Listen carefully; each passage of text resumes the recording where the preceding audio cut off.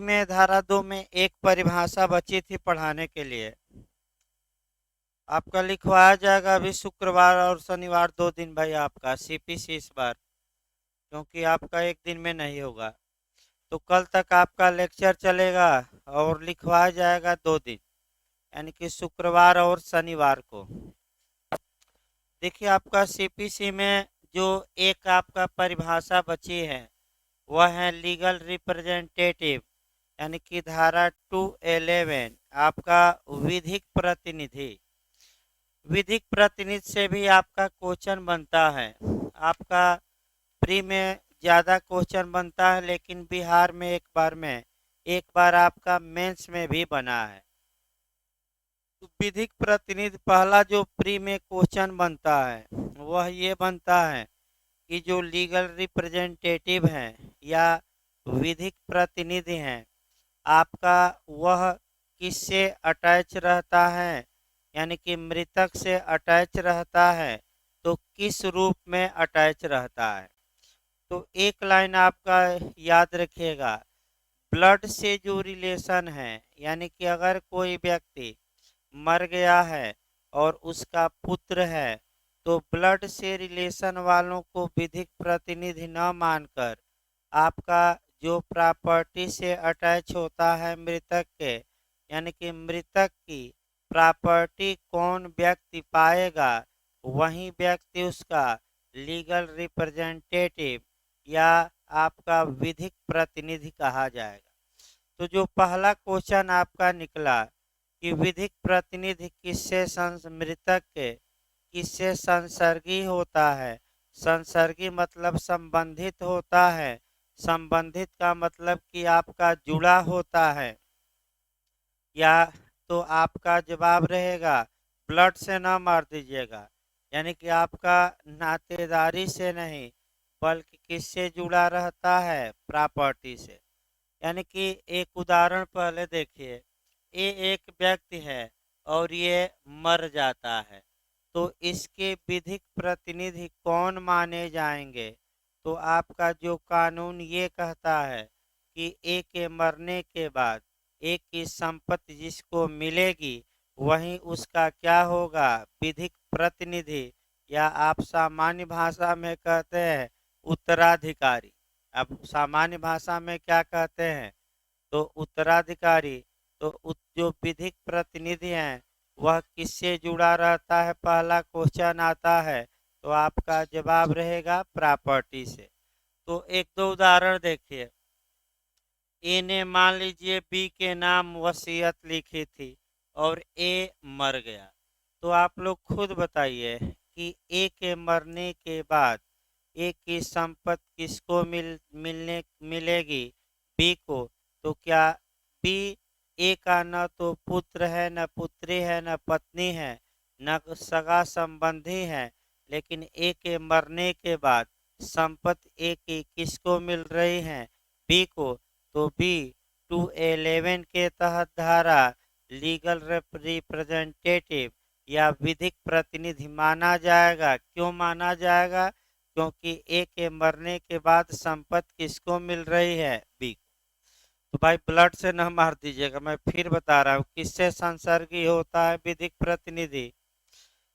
हाँ, आपका प्रॉपर्टी से, मृतक के। अब आइए परिभाषा आसान रहेगी।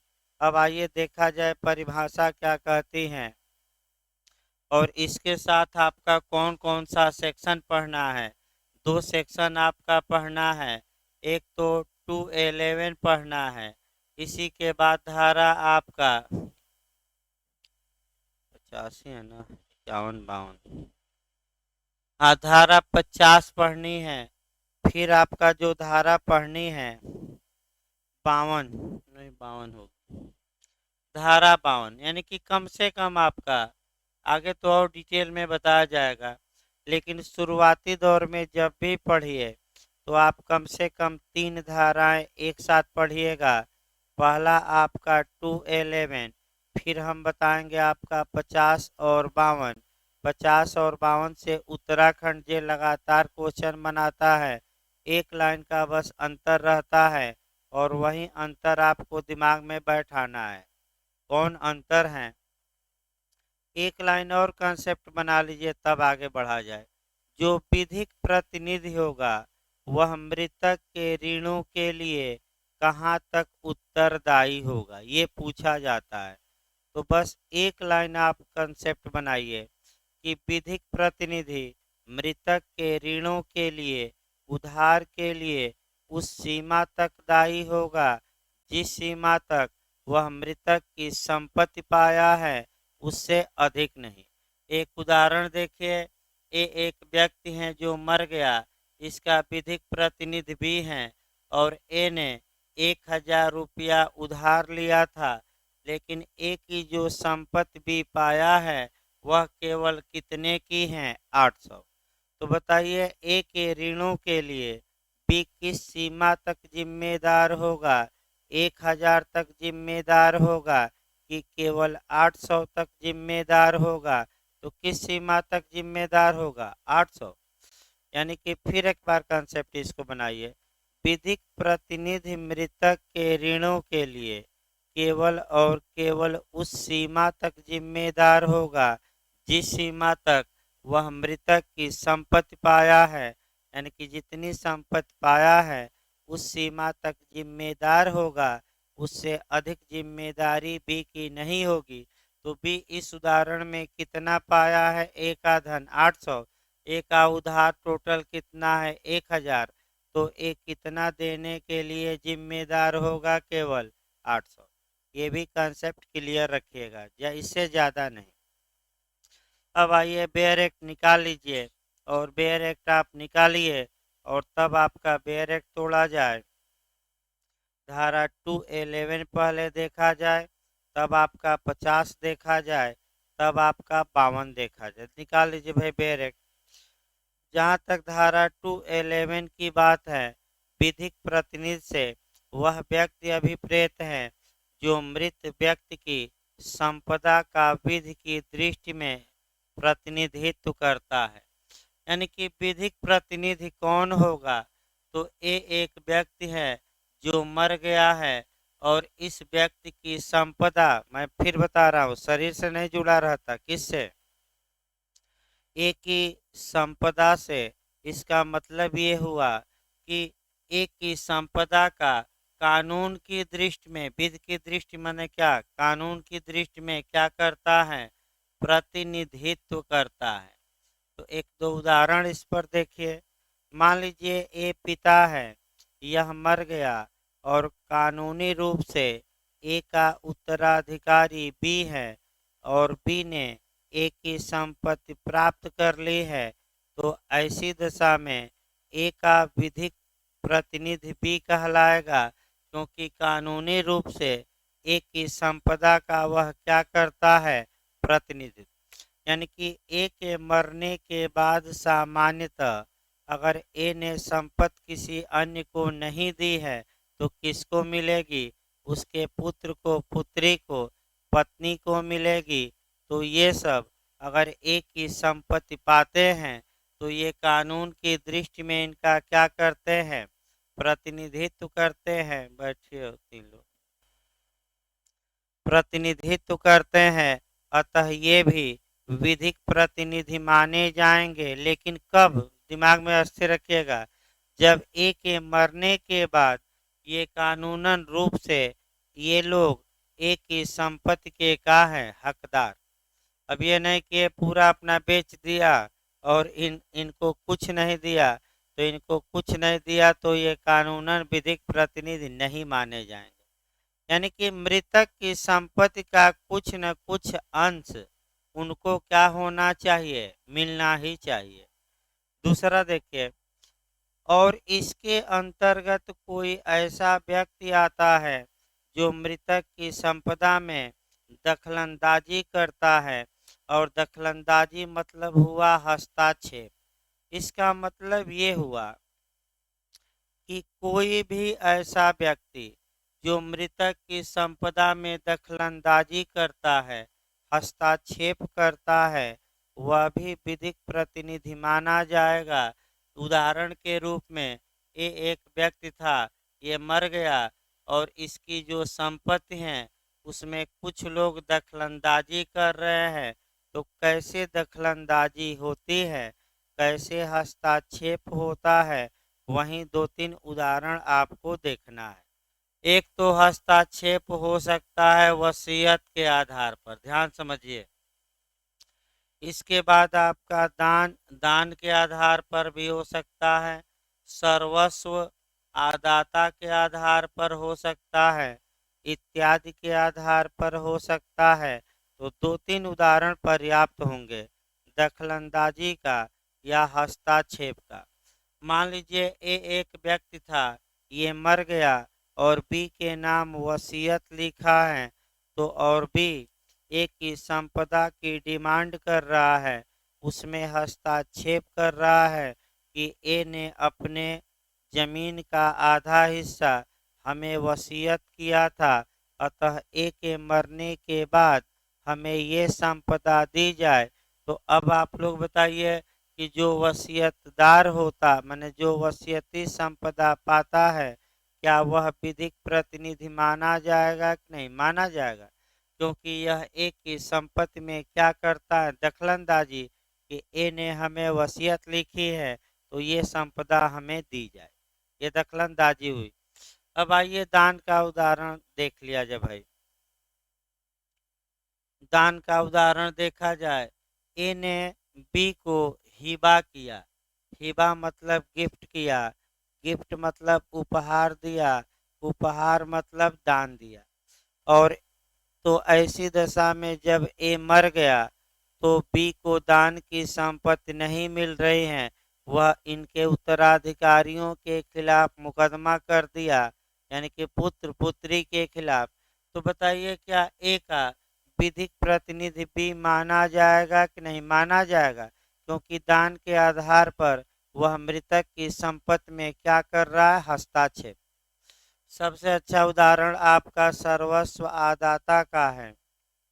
देखिए टीपीए में आपका सर्वस्व आदाता पढ़ना भी है आगे, तो सर्वस्व आदाता होता कौन सा है ये पहले देखना है भाई, नए लोग थोड़ा सतर्क रहें। देखिए सर्वस्व आदाता, दाता नहीं, मैं आदाता, तो पहले दाता आदाता को समझिए। जब दान दिया जाता है तो दो पक्षकार होते हैं, एक डोनर यानी कि ए दान देने वाला, इसको दाता कहा जाता है, डोनर। और दूसरा डोनी यानी कि दान लेने वाला, इसको हिंदी में कहते हैं आदाता। यानी कि दान के दो पक्षकार हो गए, एक दान देने वाला, दूसरा दान लेने वाला। दान देने वाले को डोनर या दाता कहते हैं और लेने वाले को आदाता या डोनी कहते हैं। अब मान के चलिए उदाहरण भी बना दिया जाए। ए ने अपना मकान बी को हिबा किया, उर्दू में हिबा कहते हैं, या गिफ्ट किया या दान किया।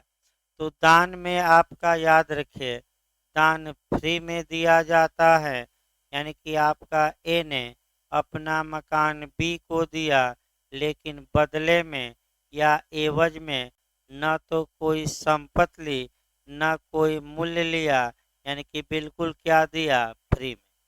अगर बदले में संपत्ति ले लेता ए तो उसको विनिमय कहेंगे, बदले में मूल्य ले लेता तो उसे विक्रय कहेंगे, और फ्री में दे दिया तो हम क्या कहेंगे, दान। तो आगे बढ़ा जाए इसको।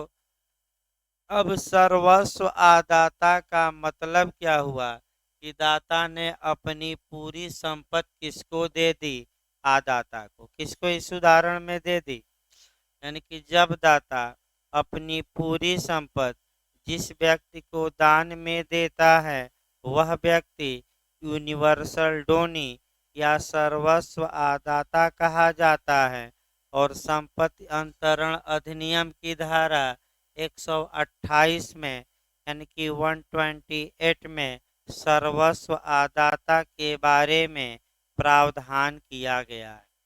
तो अब आप लोग ये बताना है कि अगर ए मर जाता है और भी सब कुछ दान में ए का पाया है, तो क्या दखलंदाजी भी करता है कि नहीं, ए की संपत्ति में मृतक की करता है? अतः सर्वस्व आदाता भी क्या माना जाएगा? विधिक प्रतिनिधि। तो ये आपका उदाहरण हुआ, जो दखलंदाजी करते हैं वो भी विधिक प्रतिनिधि हैं। किसमें दखलंदाजी करते हैं? मृत व्यक्ति की शरीर में कि संपत्ति में? तो विधिक प्रतिनिधि किससे संसर्गी रहता है, किससे प्रिवी रहता है, किससे संबंधित रहता है? प्रॉपर्टी से। भाई रट कर जाइए।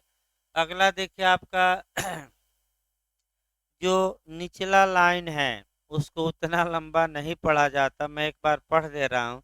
उसको शॉर्टकट में कहा जाता है कि विधिक प्रतिनिधि का विधिक प्रतिनिधि का विधिक प्रतिनिधि, ये भी विधिक प्रतिनिधि माना जाएगा। अब आइए देखा जाए, ए एक व्यक्ति है, इसके यह मर गया, इसके मरने के बाद संपत्ति किसको मिली? बी को। तो अब ये देखा जाएगा कि अगर बी मर जाता तो इसकी संपत्ति किसको मिलती? फिर एक बार देखिए, अगर बी मर जाता तो बी की जो प्रॉपर्टी है वह किसको मिलती? तो हमने उदाहरण में किसको लिखा है? सी को। बी मरा नहीं, फिर एक बार याद रखें, लेकिन अगर बी मर जाता तो बी की संपत्ति किसको मिलती? सी को।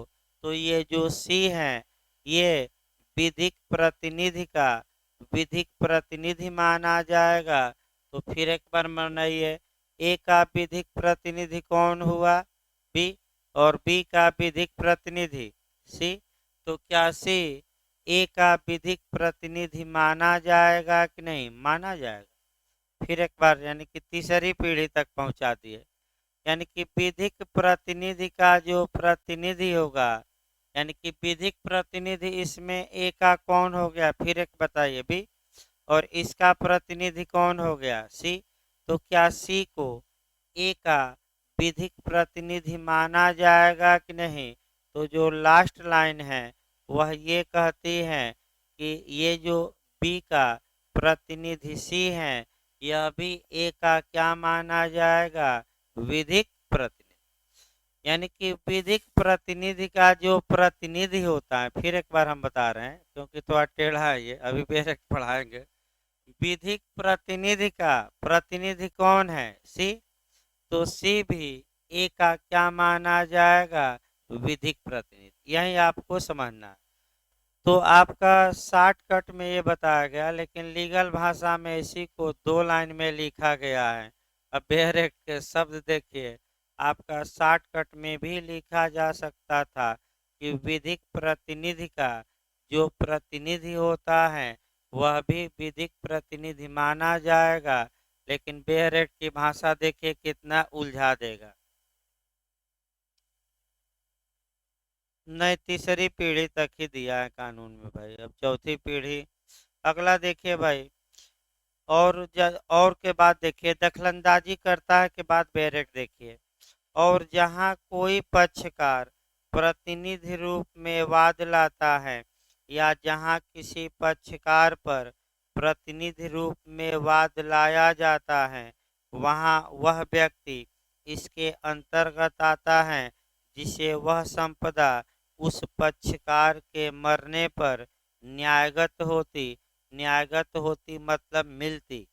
जो इस प्रकार वाद लाया है या जिस पर इस प्रकार वाद लाया गया है, इसका मतलब ये हुआ आपका कि विधिक प्रतिनिधि का जो प्रतिनिधि होगा वह भी विधिक प्रतिनिधि कहलाएगा। यानी कि कितनी पीढ़ी तक आ गया? एक तो मर गया व्यक्ति, इसकी अगली पीढ़ी आपका बी है और उसकी अगली पीढ़ी कौन है? सी। तो यहाँ तक के लोग कानूनन क्या माने जाएंगे? विधिक प्रतिनिधि। तो शब्द आपका घुमाया है, लेकिन शब्द घुमाने पर न जाइएगा, जो हमने बताया है वहीं लिखा भी जाता है। और थोड़ा बेरेट की भाषा है भाई, वो क्या की गई है? उलझाऊ लिखी गई है। अब आइए आपका धारा 50 और 52 देखा जाए। आपका धारा 50 निकाल लीजिए, विधिक प्रतिनिधि। ये आपका बहुत बार क्वेश्चन रिपीट किया है भाई, गलत न हो। आपका विधिक प्रतिनिधि और धारा 50। देखिए आपका पहला कैसे क्वेश्चन, पहले मॉडल निकालिए। विधिक प्रतिनिधि किस धारा में है? तो धारा 50 में है कि 52 में? उत्तराखंड तो हेडिंग ही पूछा है पहले, तो आपका जवाब रहेगा धारा 50 में। हेडिंग याद रखिएगा, विधिक प्रतिनिधि आपका किस धारा में है? तो धारा 50 में, धारा 50 में। फिर आपका क्वेश्चन बनता है कि विधिक प्रतिनिधि के विरुद्ध डिक्री का प्रवर्तन यानी कि डिक्री को लागू कराना किस धारा में है? तो आपका जवाब रहेगा सेक्शन 52। पहला क्वेश्चन आपका सेम हेडिंग से पूछा गया कई बार, हेडिंग गलत न हो आपका। देखिए आपका फिर एक कंसेप्ट बनाइए, तब धाराएं चलेंगी भाई। देखिए मान लीजिए ए एक व्यक्ति है, ध्यान समझिए। तो ये हो सकता है कि जब ए और बी में मुकदमा चल रहा था, यानी कि ए और बी में मुकदमा चल रहा था, उसी दौरान ए मर गया और ए के स्थान पर जो मुकदमे का पक्षकार बना वह सी बना। तो चूंकि सी विधिक प्रतिनिधि है, यानी कि इसका मतलब ये हुआ कि ए और बी में मुकदमा चल रहा था सिविल वाद। इस मुकदमे में फैसले आने के पहले ही ए की मृत्यु हो जाती है, तो मुकदमे में नाम जो आएगा ए के विधिक प्रतिनिधि का आएगा, और वह नाम हमने किसको रखवा दिया है? सी को। अब आप लोग बताइए मुकदमा किसके बीच चलेगा? सी तथा बी, किसके बीच? तो यहाँ आपका माने तो ऐसी दशा में आपका सी और बी के बीच चलेगा और आपका निर्णय आएगा। मान लीजिए सी के पक्ष में निर्णय आया या विरोध में आया, तो अलग बात है। अगला देखिए भाई कंसेप्ट आपका, अगला जो आपका कंसेप्ट है वह देखा जाए, दूसरा कंसेप्ट देखा जाए। ये भी हो सकता है कि ए और बी के बीच मुकदमा चला और फैसला भी आ गया, और फैसले के बाद कौन मर गया? बी। यानी कि ए जीता है और बी हारा है, तो जो हारा था मुकदमे में वही मर गया। तो अब जो डिक्री है उसका क्या होगा? तो डिक्री को लागू कराया जाएगा, और किसके प्रति लागू कराया जाएगा? बी के विधिक प्रतिनिधि के प्रति। तो मैं बार बार बता रहा हूँ शुरुआती दौर में कि बी का जो विधिक प्रतिनिधि है वह किस सीमा तक जिम्मेदार होगा उस मुकदमे में? जिस सीमा तक वह बी की क्या पाया है? संपदा, उससे अधिक नहीं। यानी कि जिस सीमा तक वह बी की क्या पाया है? संपदा पाया है, उस सीमा तक वह क्या होगा? जिम्मेदार। तो आप ये देखिए कि पहले उदाहरण में आपका जो मुकदमे के पक्षकार हैं मुकदमा चलने के दौरान ही मर जा रहे हैं, और दूसरे उदाहरण में जो पक्षकार मरता है वह फैसला आने के बाद। तो इसी पर दो धाराएं बन गई। एक धारा में आपको मिलेगा कि मुकदमा के दौरान मर गया, और दूसरे में आपको मिलेगी धारा में कि मुकदमा हार गया, उसके बाद क्या हुआ? विपक्षी मर गया। तो इसको एक धारा में भी लिखा जा सकता था, लेकिन इसी के लिए कितनी धाराएं बना दी गई? दो धाराएं। अब पहले 50 देखिए, तब आगे बढ़ा जाए भाई। पहले बेर जहां डिक्री के पूर्णतः तुष्ट किए जाने से पहले निर्णीत ऋणी की मृत्यु हो जाती है। तो पहले तो इतना लाइन समझिए, जहां डिक्री के पूर्णतः तुष्ट हो जाने, तो पहले डिक्री पारित कराया जाए तब आपका तुष्टि कराया जाए। ए और बी में मुकदमा चला, ए ने बी से 5,000 रुपये की डिमांड की थी न्यायालय में कि हजूर भी हमारा 5,000 रुपया लिया है, इसे हमें दिलवाया जाए। ये जीता भी था और बी क्या हुआ था, हार गया। यानी कि जो डिक्रीदार कौन इसमें हुआ बताया गया था, जो जीतता है उसे हम क्या नाम देते हैं, डिक्रीदार, या हिंदी में आज्ञप्तिधारी। और जो हारता है मुकदमे में उसे हम क्या कहते हैं, बताया गया था 210 में, निर्णित ऋणी या जजमेंट डेटर। अब मान लीजिए कि न्यायालय ने डिक्री पारित की कि आपका हकदार है ए हकदार है आपका,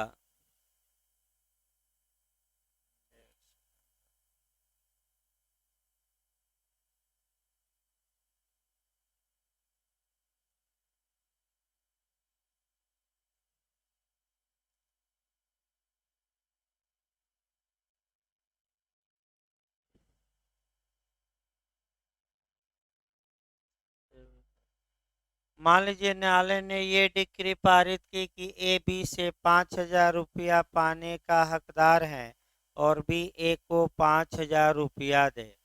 अभी पाँच यानी कि इसका मतलब ये हुआ कि जो डिक्री पारित की गई है वह किसके विरुद्ध की गई है, प्रतिवादी के विरुद्ध की गई है, बी के विरुद्ध की गई है।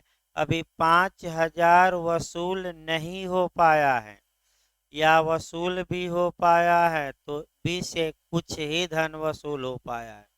यानी कि बी के खिलाफ 5,000 की डिक्री पारित की गई, बी को साक लगा और बी 2 दिन बाद क्या हुआ, मर गया। तो अब आप लोगों को दिमाग ये लगाना है कि ये 5,000 रुपया जीता है, अब इसका क्या होगा, इसका तो पैसा डूब जाएगा।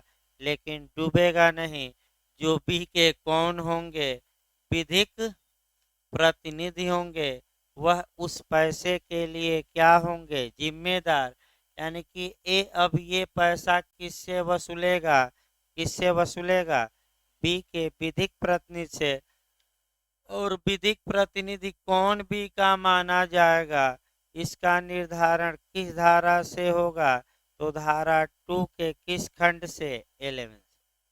तो अगला क्वेश्चन ये आया कि जो बी के विधिक प्रतिनिधि होंगे वह इस 5,000 के लिए किस सीमा तक उत्तरदायी होंगे।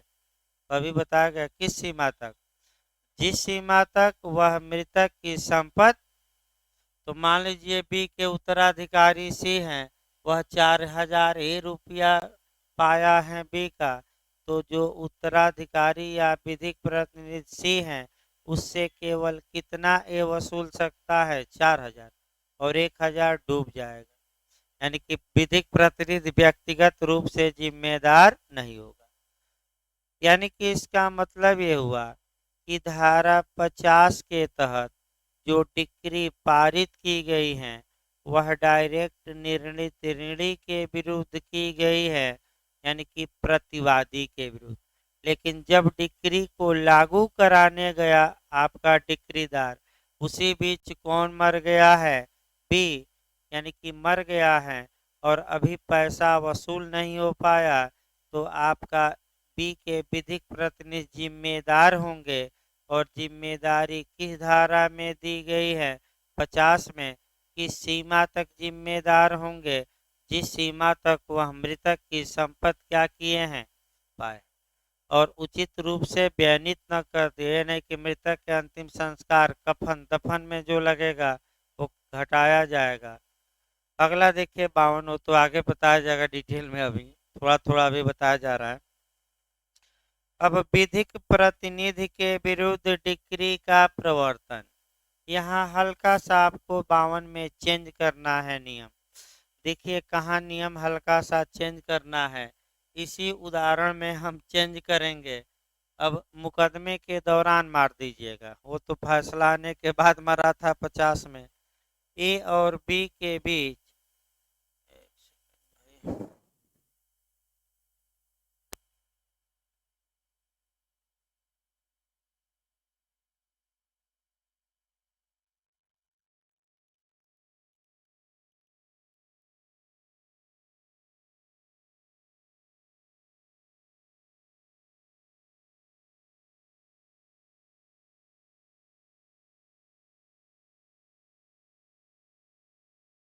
आपका इसी उदाहरण में हल्का सा आगे बढ़ जाना है, एक लाइन बस समझना है। ए और बी में मुकदमा चल रहा था, मुकदमा के दौरान ही बी मर गया। तो आप लोग ये बताइए कि धारा 50 के तहत बी कब मरता था? जब बी के खिलाफ डिक्री पारित हो गई थी कि अभी मुकदमा चल रहा था। 50 में जब डी के विरुद्ध डिक्री क्या हो गई थी? पारित। और पैसा वसूल नहीं हो पाया था, तब तक कौन मर गया था? बी। तो कौन सी धारा लागू होगी? 50। दूसरा नियम देखिए, यहाँ आपका मुकदमे के दौरान ही बी मर गया है, यानी कि मुकदमे के दौरान ही बी मर गया। तो आपका मुकदमे में जो पक्षकार बी के बदले बनाया गया वह सी बनाया गया, और अब जब मुकदमा चल रहा है तो वह किसके बीच चल रहा है? ए के बीच, और बी के विधिक प्रतिनिधि सी के बीच। 90 दिन का समय रहता है बनाने के लिए।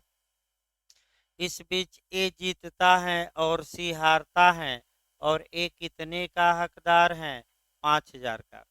यहाँ एक पॉइंट आपको समझना है कि यहाँ जो डिक्री पारित की गई है वह निर्णीत ऋणी के विरुद्ध नहीं, बल्कि निर्णीत ऋणी के विधिक प्रतिनिधि के विरुद्ध पारित की गई है। तो कौन सी धारा लागू होगी? 52। और सी इस 5000 के लिए किस सीमा तक जिम्मेदार होगा? तो जिस सीमा तक वह बी की प्रॉपर्टी क्या किया है? पाया है। मैंने वो सीमा का उल्लंघन न करे, चाहे 50 हो या 52। अब आइए अगली धाराएं देखा जाए। धारा 2 समाप्त हो गई, तो धारा 3 से लेकर और 8 तक आपका ये जल्दी समा। हाँ बताइए।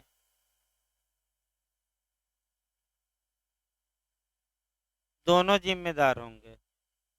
हाँ, जितना हिस्सा पाए हैं आनुपातिक वितरण करा दिया जाए। देखिए एक उदाहरण भाई, देखिए एक बार फिर से मान लीजिए कि आपका 5 लोग हो गए उसके उत्तराधिकारी विधिक प्रतिनिधि, और पांचों लोग आपका 1/5 हिस्सा पाए हैं। तो जो 5000 वसूला जाएगा, ये पांचों लोग इसके 1/5 हिस्सा देंगे, यानी कि कितना पड़ा? 1,000। 5 अगर रहेंगे तो पांचों से कितना वसूला जाएगा? 1,000। जितने लोग रहेंगे उतने से। हाँ, क्या?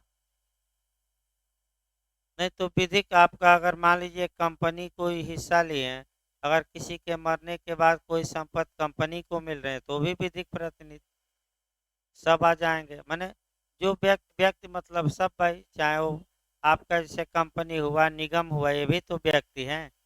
आपका आईपीसी मानती हैं, टीपीए भी मानती हैं, सभी लोग व्यक्ति मानते हैं, जूरिस्प्रूडेंस भी मानता है। भले वह जीवित व्यक्ति न हो, ये भी जिम्मेदार, उसकी संपत्ति से वसूला जाएगा। अगला देखिए आपका धारा 3 से देखिए 8 तक, ये धाराएं आपका प्री के लिए केवल अब हैं। आपका जो इधर से आपका क्वेश्चन बना है, फिर एक बार देखिए, धारा 3 से भी बना है, 4 से भी बना है, आपका 5 से भी बना है, और 6 से भी बना है। यानी कि सभी धाराओं से यूपीजे में आपका क्वेश्चन बन चुका है। 3, 4, 5, 6, 7, 8 से नहीं बना है, लेकिन आपका एमपी उमपी जाएंगे, राजस्थान जाएंगे, तो वह 7 और 8 से भी बना देते हैं। तो उसको देखा जाए, धारा 3 देखा जाए। आपका देखिए, जहाँ गलती होगी पहले उसको समझिए। गलती का चांस आपका जो होता है वह सेक्शन 3 से होता है और सेक्शन 6 से होता है। 3 को लोग 6 मार कर आ जाते हैं, और 6 को 3 मार कर आ जाते हैं। यही पहली गलती सुधारिए। अगर न्यायालयों की धन संबंधी अधिकारिता पूछे तो सेक्शन 6 मारिएगा, और न्यायालयों की अधीनस्थता पूछे, कौन न्यायालय किसके सबॉर्डिनेट हैं, तो धारा 3। फिर एक बार दिमाग लगाइए। अगर आपका ये पूछता है, फिर एक बार अच्छे से याद रखिए, अगर ये पूछता है कि न्यायालयों की अधीनस्थता या सबॉर्डिनेट प्राथमिकता कहाँ दी गई है तो सेक्शन 3 मारिएगा, और धन संबंधी अधिकारता मोनेटरी जुरिडिक्शन पूछे तो आप मारिएगा धारा 6। ये दोनों क्वेश्चन आ चुके हैं और बहुत लोग गलत करके आते हैं। कौन न्यायालय किसके सबऑर्डिनेट हैं, हमें ये देखना है। इसके लिए हम संविधान में भी बताए थे, ये नहीं कि नहीं बताए थे। एकदम हम अभी बेरेक्ट नहीं, एकदम शुरुआती दौर से चलिए, पूरा पहले कंसेप्ट क्लियर करिए, यहाँ से आपका अच्छा क्वेश्चन बनता है। आइए सिविल, पूरा पहले आपका सिविल न्यायालय लिखते हैं हम। एक तो उच्चतम न्यायालय हो गया, जो सबसे बड़ा सिविल न्यायालय है, क्रिमिनल सिविल सभी न्यायालय बताया भी गया था। इसके बाद राज्यों में आपका कौन हो गया, उच्च न्यायालय। तो संविधान में हमने आपका 2-3 दिन से उत्तम न्यायालय ही चल रहा है। क्या उच्च न्यायालय उच्चतम न्यायालय का सबऑर्डिनेट या अधीनस्थ है कि नहीं? नहीं है। क्यों नहीं है?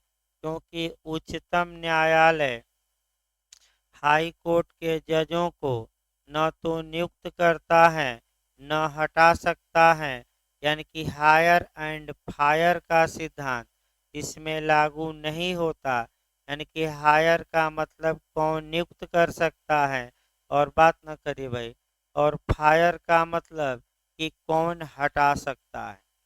तो ऐसी दशा में उच्च न्यायालय के न्यायाधीशों पर प्रशासनिक नियंत्रण सुप्रीम कोर्ट भले रखे, लेकिन इनकी नियुक्ति राष्ट्रपति द्वारा होती है, और हटाने की प्रक्रिया आपको बताई गई है। हटा सकती है भारत की संसद, वह पास करके प्रक्रिया के अनुसार। तो हाई कोर्ट सुप्रीम कोर्ट का सबऑर्डिनेट नहीं है।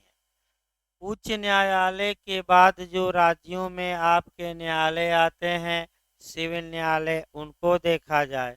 पहले डीजे का न्यायालय आता है, जिला जज का न्यायालय आता है, फिर आपका अपर डीजे है, अपर जिला जज है, फिर सिविल जज, सीनियर डिवीजन आता है, फिर सिविल जज, जूनियर डिवीजन, और सबसे लास्ट में है लघु वाद न्यायालय, यानी कि स्मॉल काजेज कोर्ट। फिर न्यायालय का वर्ग देख लीजिए। जिला जज का न्यायालय, अपर जिला जज का न्यायालय, सिविल जज जूनियर सीनियर डिवीजन का न्यायालय, सिविल जज जूनियर डिवीजन का न्यायालय, और लास्ट न्यायालय कौन है? स्मॉल काजेज कोर्ट, खफीफा न्यायालय या लघुवाद न्यायालय। इसमें यही आपको दिमाग लगाना है कि कौन किसके सबऑर्डिनेट हैं। यही आपका जे में पूछा गया था, तो भाई कंसेप्ट क्लियर रहेगा तभी कर पाएंगे। पहला आपका देखा जाए कि ये जितने लोग हैं नीचे के, ये पहला नियम ये जानिए कि ये सभी लोग किसके अधीनस्थ हैं, किसके सबऑर्डिनेट हैं? High court. यानी कि राज्य में जितने सिविल न्यायालय हैं, जितने आपराधिक न्यायालय हैं, ये दोनों न्यायालय उच्च न्यायालय के अधीनस्थ हैं। केवल सिविल न जानिए, जितने आपराधिक न्यायालय हैं, जितने सिविल न्यायालय हैं, पहला लाइन ये याद रखना है कि ये किसके अधीनस्थ हैं? उच्च न्यायालय। अब अलग अलग देखिए, अलग अलग अब आपका बंटवारा करिए, तो जिला जज का न्यायालय किसके अधीनस्थ हो गया? उच्च न्यायालय। अब अपर पर आ जाइए, जो अपर जिला जज होता है, यही आपका अगला क्वेश्चन ये बनता है कि अपर जिला जज जो होता है, वह जिला जज के अधीनस्थ नहीं होता, तो किसके अधीनस्थ ये भी होगा? High court. तो पहला नियम बनाइए भाई, जो जिला जज का न्यायालय है और जो अपर या एडिशनल या अतिरिक्त भी कहते हैं, अतिरिक्त या एडिशनल जिला जज हैं, ये दोनों किसके सबऑर्डिनेट होंगे? उच्च न्यायालय। पहला नियम ये याद रखना। अब ये नीचे वालों का आइए, नीचे वाले कौन कौन बचे? सिविल जज सीनियर डिवीजन, सिविल जज जूनियर डिवीजन, और लघु वाद न्यायालय। तो ये नीचे के जितने न्यायालय होंगे, आपको सतर्क रहना है। ये उच्च न्यायालय के भी अधीनस्थ होंगे और किसके अधीनस्थ होंगे? डीजे यानी कि जिला न्यायालय, यानी कि जिला जज के भी न्यायालय के अधीनस्थ होंगे और किसके होंगे? हाई कोर्ट के। तो अब अगला क्वेश्चन आइए, सिविल जज सीनियर डिवीजन आपका किसके अधीनस्थ होता है? दे देगा उच्च न्यायालय के, दे देगा जिला न्यायालय के, दे देगा दोनों, इनमें से कोई नहीं। तो आप लोग बताइए ये किसके अधीनस्थ हैं? एक तो आपका डीजे के और दूसरा किसके? हाई कोर्ट, जिला जज। अब सिविल जज जूनियर डिवीजन किसके अधीनस्थ होता है? इसमें भी वही नियम चलेगा, किसके अधीनस्थ है ये? जिला जज और किसके? High court. अब लघुवाद न्यायालय ही पूछा गया था कि लघुवाद न्यायालय किसके अधीनस्थ हैं? तो ये भी न्यायालय जिला जज के अधीनस्थ होगा और किसके अधीनस्थ होगा? उच्च न्यायालय के। यानी कि आपका ये भी न्यायालय किसके अधीनस्थ होगा? तो जिला जज और किसके? High court. अब आपका जो भरमाने वाला क्वेश्चन देखिए भाई, जो भरमाने वाला क्वेश्चन है वो देखिए, आपका लघुवाद न्यायालय, यही क्वेश्चन आया था, अधीनस्थ होता है। सिविल जज सीनियर डिवीजन क्या इसके अधीनस्थ ये होगा? नहीं। सिविल जज जूनियर डिवीजन क्या इसके अधीनस्थ होगा? नहीं। आपका अपर जिला जज इसके भी अधीनस्थ नहीं होगा। तो किसके अधीनस्थ ये होगा? यानी कि ये कहाँ से कवर होगा? जिला जज से और कहाँ से? भाई रटे रहिएगा, लघुवाद न्यायालय इनके अधीनस्थ नहीं होता, ये डायरेक्ट किसके अधीनस्थ होता है? आपका हाई कोर्ट और किसके? जिला न्यायालय या जिला जज के न्यायालय से। यही क्वेश्चन आपका बना था और यही सतर्क रहना है। तो बेयर एक्ट बता दिया जाए, बचा ही क्या बेयर एक्ट में? आपका देखिए बेयर एक्ट की पूरी बातें बता ही दी गई, एक बार पढ़ कर भी बता दिया। इस संहिता के प्रयोजन के लिए जिला न्यायालय उच्च न्यायालय के अधीनस्थ हैं। तो आपका जिला जज का न्यायालय किसके अधीनस्थ हमने बताया? हाई जिला न्यायालय से अवर श्रेणी का हर सिविल न्यायालय जिला न्यायालय से अवर श्रेणी, अवर मतलब क्या हुआ? ऊपर की श्रेणी के नीचे, भाई लोअर कहा जाता है। तो आपका जिला जज के लोअर कौन हो गया? तो अपर तो लोअर है नहीं, तो कौन कौन हो गया? सिविल जज जूनियर डिवीजन और नहीं सीनियर डिवीजन और कौन? जूनियर डिवीजन और कौन? लघुवाद। ये किसके अधीनस्थ होंगे? जिला जज के भी और किसके? High court. यही आपको दिमाग में बैठाना है। तो देखिए फिर आपका बेयर एक्ट की भाषा, अवर श्रेणी माने निम्न श्रेणी, अवर श्रेणी का हर सिविल न्यायालय और लघुवाद न्यायालय उच्च न्यायालय और जिला न्यायालय के अधीनस्थ होगा। तो पूछा गया था क्वेश्चन कि लघुवाद न्यायालय किसके अधीनस्थ होता है? तो बेयर एक्ट स्पष्ट लिखता है कि हाई कोर्ट के भी अधीनस्थ होगा और किसके अधीनस्थ होगा? जिला न्यायालय। तो किसी को भाई समस्या हो तो बताइए, नहीं तो अगली धारा पढ़ी जाए। अधीनस्थता समाप्त हो गई, हमने सुप्रीम कोर्ट से भी उठाया और उसमें भी बताया। अगला ये सेक्शन 4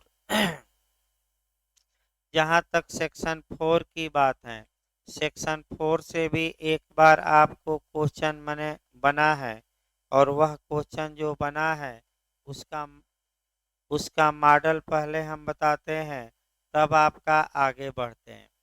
आपका ये क्वेश्चन बना है धारा 4 से कि सीपीसी निम्नलिखित में से किस मामले में लागू नहीं होगी? तो उसमें आपका 4 ऑप्शन रहेगा, उसमें देगा सेवा संबंधी मामलों में, स्थानीय विधियों के मामले में, राजस्व संबंधी मामलों में इत्यादि, यही सब ऑप्शन देगा। और सीपीसी किस मामले में अप्लाई नहीं होगी ये उसमें पूछा जाएगा।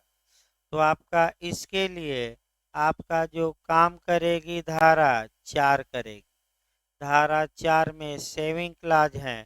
सेविंग क्लाज मतलब कुछ चीज़ों को बचा लिया गया है, यानी कि वहाँ सीपीसी अप्लाई करेगी कि नहीं, नहीं करेगी। अन्य कानून बने हैं वो करेंगे, लेकिन सीपीसी के प्रावधान वहाँ लागू नहीं होंगे। तो देखिए आपका धारा 4 भाई सेविंग क्लाज है, एक क्वेश्चन यहाँ से बना है।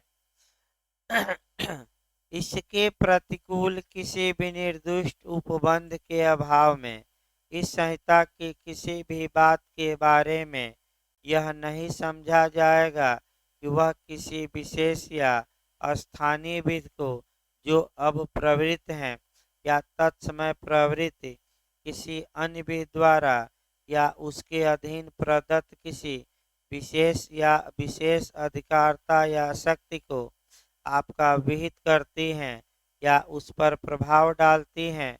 इसका मतलब एक लाइन ये रहा, कुल मिलाकर हम कह सकते हैं कि अगर कोई स्पेशल लॉ बन गया भूमि संबंधी सिविल मामलों के लिए या कोई लोकल लॉ बना है, तो ऐसी दशा में अगर वह विशेष विधि या स्थानीय विधि में प्रावधान कर दिया गया है तो सीपीसी उस मामले में लागू होगी कि नहीं, नहीं होगी। या तो आपका सीपीसी के प्रावधान किस मामले में लागू नहीं हुए, तो स्थानीय विधि के मामले में भी लागू नहीं होंगे। और दूसरा कौन मिला, विशेष विधि। और दे देगा इसी में आपका सेवा संबंधी नियम, स्थानीय विधि, राजस्व विधि। तो भाई राजस्व में लागू है, आपका सेवा में भी लागू है। फिर याद रखिएगा किस में लागू नहीं है, लोकल लॉ और स्पेशल लॉ। कौन सी धारा बताती हैं, 4। आइए धारा 5 देखा जाए भाई।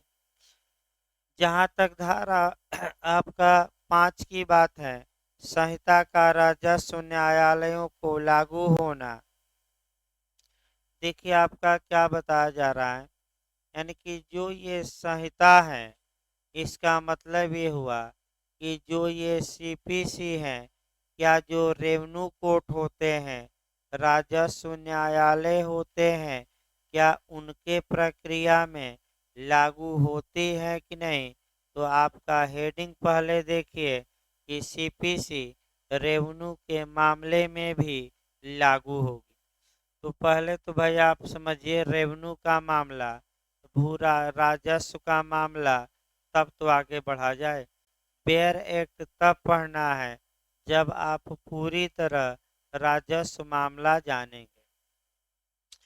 देखिए आपका राजस्व मामला का मतलब ये हुआ कि जो जमीन लगान दे रही हो या राजस्व दे रही हो, यानी कि सरकार उससे उस जमीन से पैसा वसूल रही हो, या तो लगान या भू राजस्व। भू राजस्व का या लगान का इतिहास आज का नहीं है, बड़ी पुराना है। प्राचीन काल में ये माना जाता था कि जितनी भूमियां हैं, जमीन है, ये सब राजा की हैं, और चूंकि राजा इस जमीन की रक्षा करता है आक्रमणकारियों से, अतः राजा को हक है कि एक तो वह जमीन का मालिक है और दूसरे किसानों की रक्षा करता है, तो वह किसानों से कुछ उपज का हिस्सा ले। तो कहीं कहीं आपका 1/4 हिस्सा, कभी काल उपज का 1/5, यानी कि अगर 500 कुंतल गेहूं उत्पन्न हुआ तो 100 कुंतल कौन ले लेते थे, राजा। पहले धन नहीं लिया जाता था, अनाज लिया जाता था। आपका ये जो नियम है ये समय समय पर परिवर्तित होता रहा। कभी आधा हिस्सा, कभी अनाज का 1/3 हिस्सा लिया जाता था, और अंग्रेज जब आए तो वह आपका मैंने कह सकते हैं कि लगान और भू राजस्व खूब वसूले और किसानों का शोषण भी किए। और लगान फिल्म भी बन गई कि कितने लोग परेशान रहते थे, अगर लगान नहीं देंगे तो उनकी ज़मीन क्या की जाती थी, छीन ली जाती थी। इसीलिए राजा महाराज आज भी 100-100 बीघा के मालिक हैं, क्योंकि जमींदार जो थे वह किसानों से जमीनें क्या कर लिए थे, उस समय छीन लिए। लेकिन भारत जब आज़ाद हो गया तो आपका जो जमींदारी प्रथा थी वह समाप्त हुआ, लगान भी लगभग समाप्त हो गया। आपका जो राजस्व दिया जाता था वह आपका ज़्यादा था, काफ़ी कम कर दिया गया ताकि सभी किसान राजस्व दे सकें। यानी कि आज भी सरकार ही मालिक है जमीन की। आपको एक भ्रम है कि हम मालिक हैं। सरकार जब चाहे तब कानून बनाकर आपकी संपत्ति को क्या कर सकती है, छीन सकती। फिर एक बार याद रखें, आपका राज्य जब चाहे तब मूल अधिकार नहीं रहा। सरकार जब चाहे तब कानून बनाकर आपकी संपत्ति को छीन सकती है और सरकार मालिक है। ये दर्शित होता है कि सरकार आपकी जमीन से टैक्स लेती है, भू राजस्व के रूप में लेती है, तो आपको भू राजस्व देना भी पड़ता है। और इसके लिए अलग कानून भी बन गया है जमीन जायदाद का। थोड़ा आपका भू राजस्व संहिता 2006, उत्तर प्रदेश भू राजस्व संहिता 2006। तो अब समस्या ये आई कि क्या राजस्व के, हाँ देखिए अभी आपका कुछ बाकी है भाई इसमें। जो राजस्व के मामलों में जिले में सबसे बड़ा न्यायालय होता है वह जिला न्यायालय, न मार दीजिएगा, मैं फिर बता रहा हूँ, उसे कहते हैं आपका कलेक्टर का न्यायालय।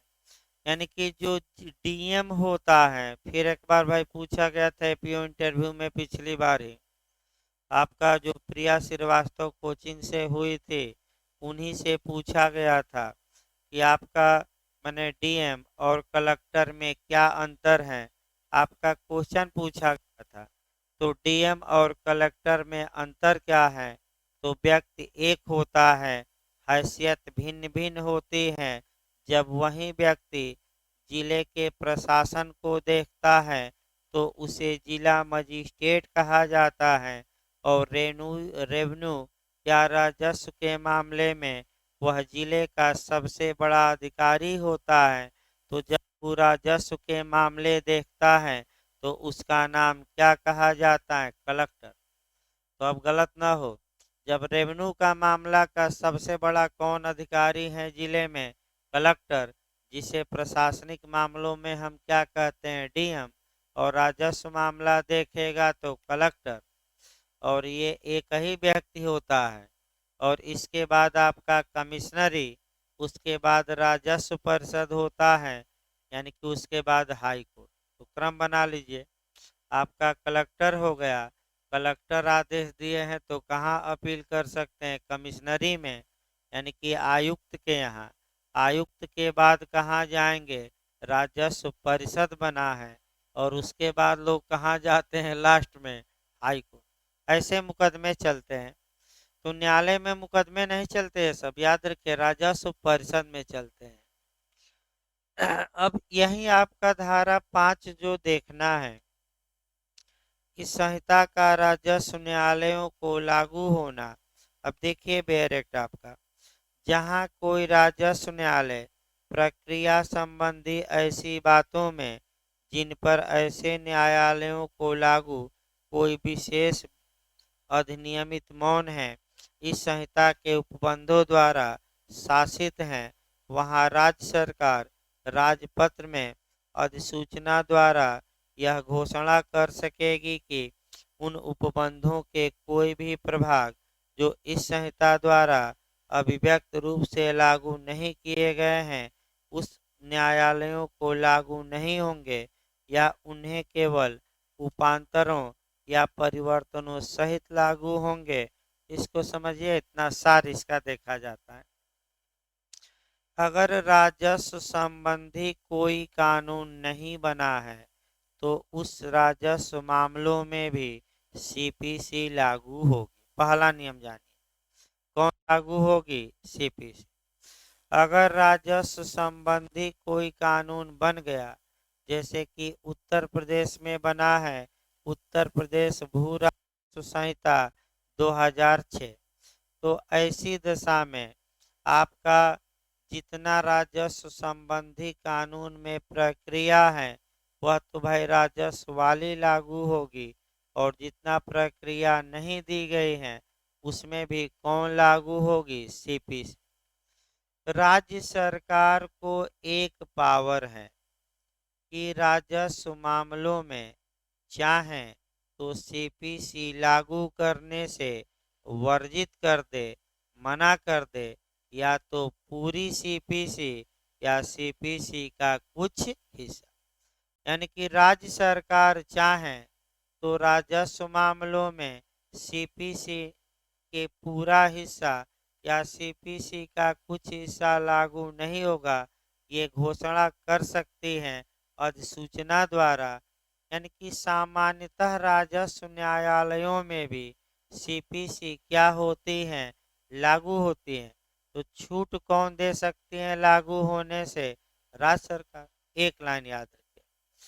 अब राजस्व न्यायालय कौन कहलाएंगे, इसका उल्लेख धारा 5 के क्लाज 2 में दिया गया है।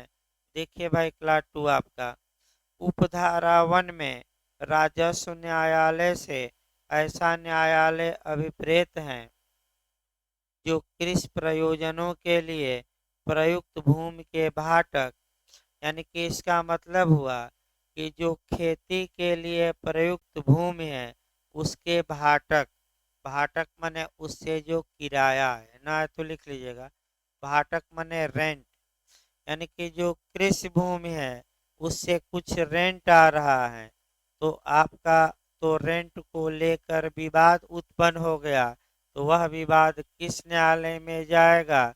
सिविल कोर्ट में नहीं, बल्कि किस न्यायालय में? राजस्व। अगला देखिए राजस्व या लाभों से संबंधित, यानी कि कृषि भूमि से भू राजस्व वसूला जाता है उसका विवाद है, या कृषि भूमि से उत्पन्न कोई लाभ है, जैसे लाभ में मछली मारने का अधिकार, सिंघाड़ा उगाने का अधिकार, ये भूमि से उत्पन्न क्या है? लाभ। ये सब विवाद से संबंधित वादों या अन्य कार्यवाहियों को ग्रहण करने की अधिकारिता किसी लोकल लॉ के अधीन रखता है। यानी कि इसका मतलब लोकल लॉ के अधीन, तो जो उत्तर प्रदेश भू राजस्व संहिता 2006 बनी है वह लोकल लॉ है, यानी कि स्थानीय विधि है। क्यों स्थानीय विधि है? क्योंकि केवल और केवल वह कहाँ लागू है? उत्तर प्रदेश में, पूरे भारत में नहीं लागू है। आगे बताना भी है। आइए धारा 6 देखिए। अब कम ही पूछा जाता है भाई, प्री के लिए केवल। धन संबंधी अधिकारिता, तो इसको भी धारा 9 पढ़ाते समय बताया जाता है, लेकिन एक लाइन तो याद रखिए कि धन संबंधी अधिकारिता का उल्लेख, मॉनेटरी जुरिडिक्शन का उल्लेख आपका किस सेक्शन में किया गया है? तो सेक्शन तो कम से कम याद रखिए, कौन सी धारा? 6। 7वां देखिए धारा प्रांतीय लघुवाद न्यायालय, यानी कि बिहार में एक बार पूछ ही दिया है, और राजस्थान में, वैसे यूपी में आज तक आया नहीं, उत्तराखंड में, लेकिन एक लाइन याद करके जाना है। प्रांतीय लघुवाद न्यायालय किस धारा में? 7 में। और प्रेसिडेंसी लघुवाद न्यायालय आपका 8 में। आदेश भी कोरिलेट बैरक पर कर लीजिए। प्रांतीय लघुवाद न्यायालय के लिए आदेश 50, सही है ना? आदेश 50। और प्रेसिडेंसी लघुवाद न्यायालय के लिए आदेश आपका 51। यानी कि जब भी धारा 7 पढ़िए तो उसको आदेश 50 से जोड़कर पढ़ना है, और धारा 8 को बैरक पर ही लिख लीजिए, सही रहता है। बैरक पर जिसे धारा 7 है उसी के आगे आदेश 50, आगे पीछे जगह रहती है, पेंसिल से लिखिए, पेन से लिखिए, जिससे भी लिखना हो। और आपका जब धारा 8 पढ़िए तो उसी के साथ कौन सा आर्डर जोड़ लेंगे? 51। और टोटल कितने आर्डर है आपका प्रथम अनुसूची में? 51। इस प्रकार धारा 8 तक के जो प्रावधान थे वह आपका समाप्त होता है। अब कल आपका मैंने अभी टीपीए चलेगा, कल भाग 1 चलेगा धारा 9 से लेकर 25 तक। काफी महत्वपूर्ण है ये भाग। आपका क्वेश्चन पहले बनाया जाएगा, प्रयास किया जाएगा। पिछली बार 2 क्वेश्चन आया था, दोनों क्वेश्चन भूमिका में ही कवर हो जाए। भाई एक बार आप पढ़ कर आइएगा, धारा 9 अंदर से पूछा जाता है कौन, और मेंस में भी टिप्पणी भी आ रही है। एक बार धारा 9 पढ़ कर आइए घर से, थोड़ा कठिन है अभी, इधर 2-3 धाराएं। तो रेस्ट ले लीजिए, तो थोड़ा समय का भाई ध्यान रखिए।